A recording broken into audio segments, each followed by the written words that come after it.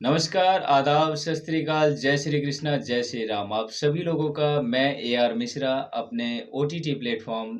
YouTube channel और साथ ही साथ फेसबुक पेज पे स्वागत करता हूं। तो चलिए सबसे पहले हम बातचीत करने वाले हैं एक ऐसे मुद्दे के बारे में जो कि राजनीतिक गलियारे में खास करके अभी बहुत ही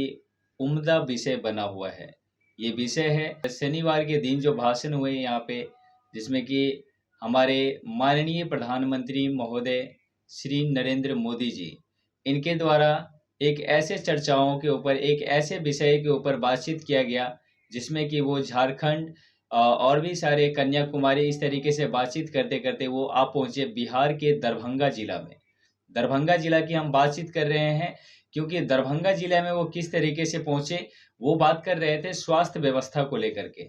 स्वास्थ्य व्यवस्था जो कि बिहार के दरभंगा में वो बातचीत करने लगे और बात बे आ अटकी यहाँ पर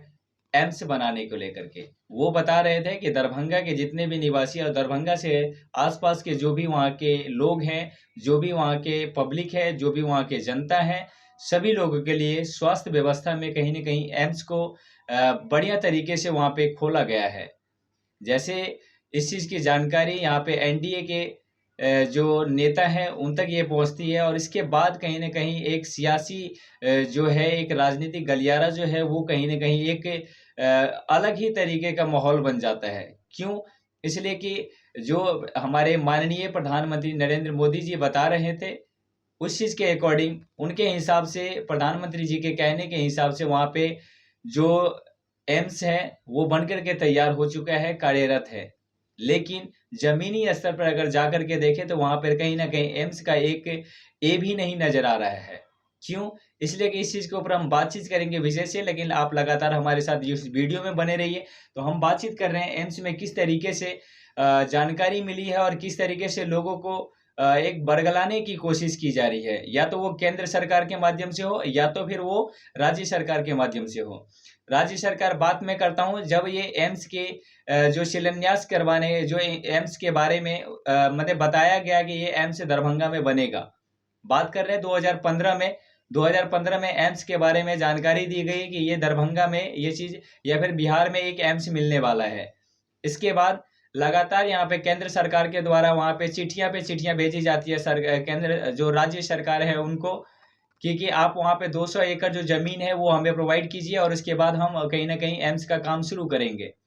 लेकिन लगातार उस चीज़ के ऊपर कोई न कोई प्रतिक्रियाएँ राज्य सरकार के द्वारा नहीं दी जाती है। जैसे कि बताया जा रहा है कि नीतीश कुमार जी इस बीच में एक बार पहले NDA में जाते हैं, फिर इसके बाद उनका सत्ता फिर चेंज होता है, फिर जाकर के वो दूसरे पार्टी में जाते हैं और इसके बाद इसी तरीके से चेंज होकर यहाँ पर राजनीतिक गलियारे की अगर मैं बात करूँ, तो इस चीज़ का फ़ायदा यही हुआ कि यहाँ पर जो एम्स के बारे में जो जानकारी बताई जा रही थी कि वो एम्स बनना है, लेकिन वो एम्स बना नहीं। और बना क्यों नहीं? अभी जो केंद्र सरकार और राज्य सरकार के बीच में जो एक माने वाक्य के प्रति जो एक युद्ध चल रहा है, एक राजनीतिक जो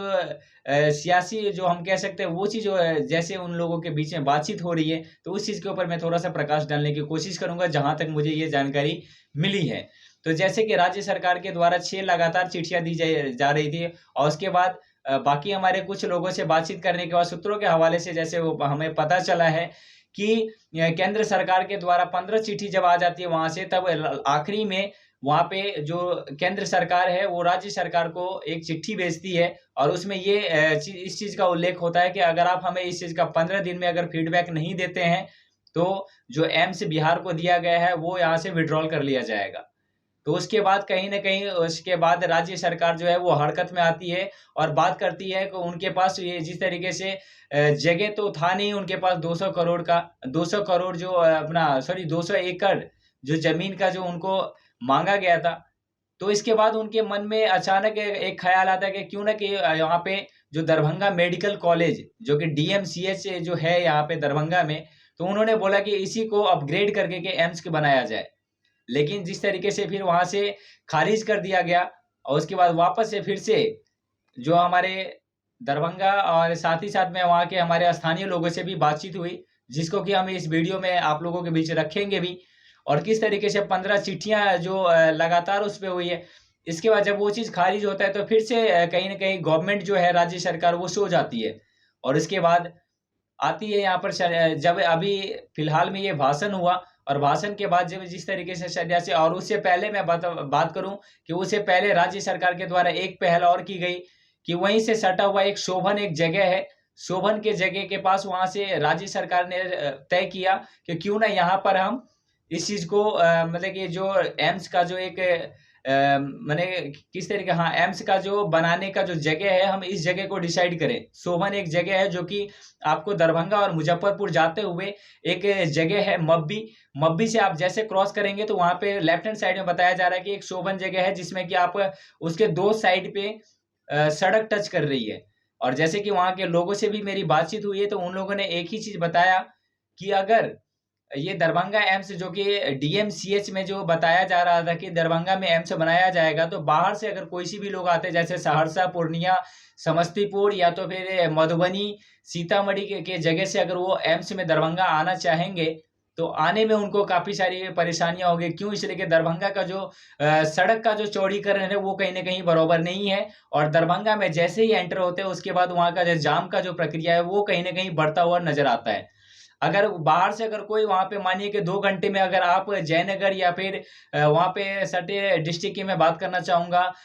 सीतामढ़ी हो गया, मधवापुर हो गया, इसके बाद वहां पे और भी सारे जगह हैं, बेनीपट्टी, इस तरीके से मधुबनी, अगर वहां से आप दरभंगा पहुंच भी जाते हैं तो मार्केट से एम्स तक पहुंचने में उनको काफी सारा समय लग जाएगा। तो राज्य सरकार कहीं ना कहीं ये चीज डिसाइड किया कि क्यों ना हम एक ऐसे चीज के ऊपर बातचीत करें और एक ऐसी जगह का निर्माण करें, एक ऐसे जगह पे एम्स को रखा जाए जहां पे सबको आने में और या तो टू ट्रेवल्स के माध्यम से हो या फिर किसी भी तरीके से उनको परेशानी ना हो। लेकिन अब मैं बात करता हूँ इसी के जिस तरीके से, और लेकिन जो जगह ने केंद्र सरकार राज्य सरकार ने चुना, वो बताया जा रहा था कि वो काफी वहां पे गड्ढे हैं, काफी मैंने काफी लो एरिया है जहाँ पे कि पानी का बहुत ज्यादा है। तो इस चीज के ऊपर जैसे कि 250 करोड़ का यहाँ पे आवंटन भी वो बन गया था कि यहाँ पे हम इसको मिट्टीकरण करके इसके बाद हम केंद्र सरकार को इस जगह को सौंपेंगे। इसके बाद जिस तरीके से और लगातार भाषण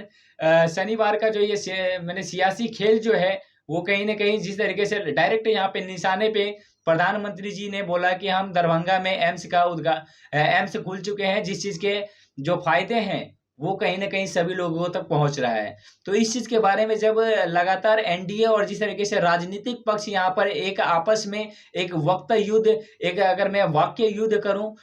मैंने कहूं तो वाक्य युद्ध करते हुए नजर आ रही है यहाँ पे केंद्र सरकार, नीतीश कुमार जी वहां से, और साथ ही साथ तेजस्वी यादव डिप्टी सीएम जो है उन्होंने भी इस चीज के ऊपर पलटवार किया है कि कहीं ना कहीं प्रधानमंत्री जो हमारे माननीय प्रधानमंत्री मोदी जी हैं, इनको कहीं ना कहीं ये शोभा नहीं देता है, क्योंकि वो अपने ट्विटर हैंडल के जरिए ये सारी बातें रखी है उसमें। तो उन्होंने एक चीज सीधे सीधे बोला कि ये चीज कहीं ना कहीं उचित नहीं है कि जो कि हमारे